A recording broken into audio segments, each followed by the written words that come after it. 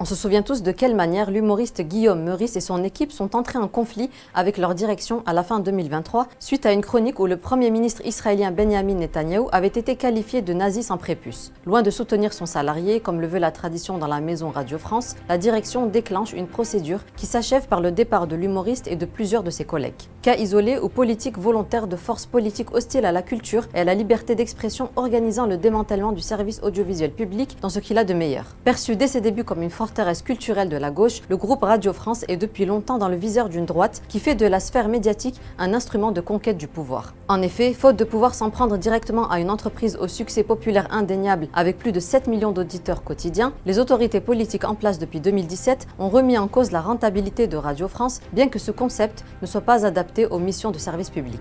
L'ex-conseillère sarkozyste Sybille Veil, par exemple, qui a rejoint le groupe en 2015, en devient la présidente en 2018 avec pour mission de tailler dans les effectifs. Le changement dans le management interroge tout autant que les coupes budgétaires. On assiste même à une véritable migration vers Radio France de tout un panel de chefs de rédaction, de chefs de service, de journalistes issus de médias ou proches de personnalités de droite, voire même d'extrême droite. C'est ainsi qu'en 2022, Sybille Veil nomme Adèle Van Riet, compagne de l'essayiste d'extrême droite Raphaël Enthoven, à la présidence de France Inter, puis en 2023, elle place Céline Pigalle, issue du groupe Canal+, filiale du groupe Vivendi, lui-même contrôlé par son actionnaire principal, le groupe Bolloré, à la tête du réseau de radio local France Bleu. La chaîne France Info Télévision, fondée en 2016 pour combler les insuffisances de l'information continue dans le cadre du service public, n'est pas en reste. Elle accueille désormais plusieurs fois par mois William Taye, président d'un think tank de la droite nationaliste et qui est un habitué des plateaux de CNews où il défend régulièrement un lien entre immigration et criminalité.